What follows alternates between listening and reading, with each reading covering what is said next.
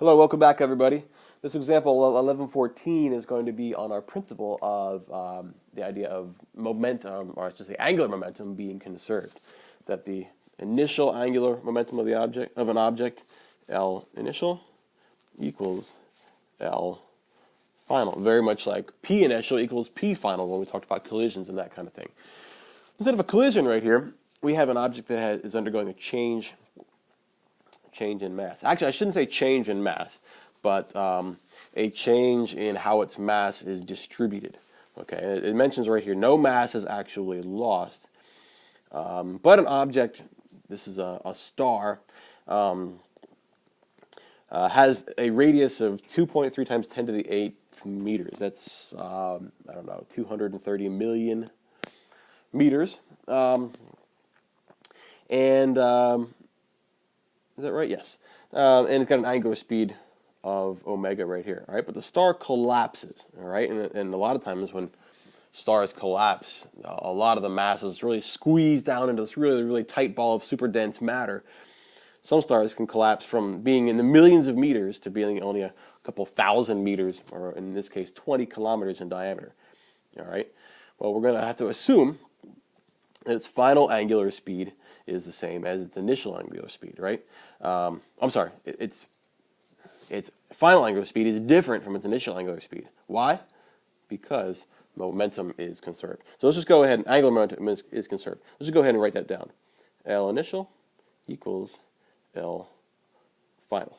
Okay, that's our assumption right there. Well, let's expand that out. Let's write angular momentum in terms of the things that we have. We have a star with a radius, right? And it has an angular speed right here. We said before that angular momentum is going to be moment of inertia initial times our omega initial, right? Equals our moment of inertia final times our omega final, our angular speed final right there. Okay?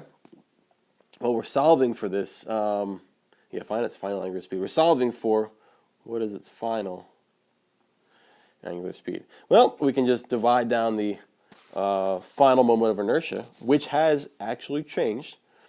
All right, the mass is the same, but the moment of inertia, the way mass is distributed, has in fact changed. So it's going to be I initial angular speed initial, which we're given. You know what I didn't do? I didn't write down my notes. I'll just write this down right now. Radius equals 2.3, or radius initial, I should say, 2.3 times 10 to the 8th meters.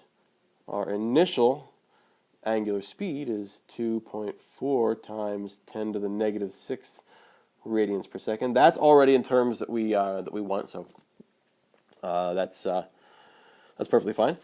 Our radius final is 20 kilometers. All right, well, that's going to be 20,000 meters, right, or 2.0 times 10 to the 4th meters. 2.0 times 10 to the 4th. Let's put 2.00. Sorry about that. 2.00 times 10 to the 4th meters, and we don't know the mass, but we're told that mass is not lost. All right. Well, let's divide this down now. Sorry, I kind of stopped in the middle of that fraction right there. Our moment of inertia final equals our angular speed final right there. Well, our moment of inertia initial. What is a moment of inertia of a sphere? Of a sphere. Well, here's where you're going to need to look at your moment of inertia table to figure this out. This is a star, so it is a sphere, and so the moment of inertia of a sphere is going to be 2/5 mr squared.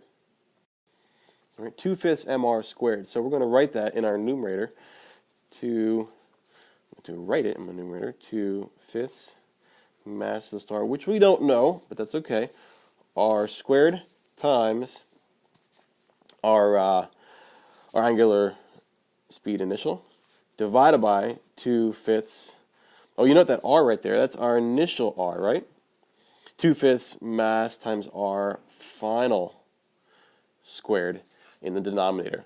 That's what we have right here. All right, so initial moment of inertia times initial angular speed divided by the final moment of inertia. Well, the mass doesn't matter because you guys are going to see, oh, by the way, I forgot to finish my equation, equals our final angular velocity. You guys are going to see that our mass right here and here, mass of the star is going to cancel out. So the mass of the star doesn't change, but the distribution of the mass around the central rotation point does change. All right. Well, not only that, but the 2/5 in the numerator and the 2/5 in the denominator also change. So that means our final angular speed is simply going to be r initial squared times initial angular velocity, I should say angular speed, divided by the final radius squared. All right. So that's 2.3 times 10 to the 8th times our initial angular speed, 2.4 times 10 to the negative 6th radians per second. That's our initial angular speed divided by the final angular, by the final radius, which is right here. That is 2.0 times 10 to the 4th meters. That'll give us our final angular velocity. Now, real quick, let's just predict what's going to happen here. Well, you've got a star that has a really, really wide radius, and then all the mass is then compressed into a very, very tight 20-kilometer radius area, like the size of a small city, basically, on Earth. All right, so it's become very, very, very dense. What happens when a figure skater brings his or her arms in? Well, that causes them to speed up, right? Because momentum is conserved. If your moment of inertia changes, that means your angular speed has to change correspondingly, and it's going to increase. And you'll see that we're dividing by a considerably smaller number than we have in the numerator right here. All right, so it's going to make our angular speed a lot greater. Well, let's just go ahead and divide this out. 2.3 times 10 to the 8th times 2.4 times 10 to the negative 6th divided by 2.0 times 10 to the 4th. Yes, 10 to the 4th. All right.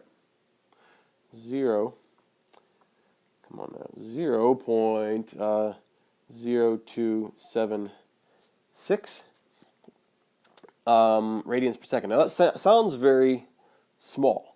All right. Didn't we say that the angular speed is going to speed up? Yes, but let's put this in scientific notation. That's 2.7 times, or 76, times 10 to the negative second radians per second, right? That is on the order of 10,000 times faster than the original angular speed, which is up here. All right, so rotating somewhat slowly here, 2.4 times 10 to the negative 6 radians per second. It's actually, again, about 10,000, on the order of 10,000 times faster now that it is compressed down to a smaller radius. All right, all this based on the principle that angular momentum is conserved. As long as there's no outside torque, nothing's from the outside applying a torque to speed the star up or slow it down. If it's all by itself, it will change its speed as long as it's, if it changes its moment of inertia, all right, its mass distribution. All right, that's it for example 1114. Thanks for following along. I'll see you on the next one.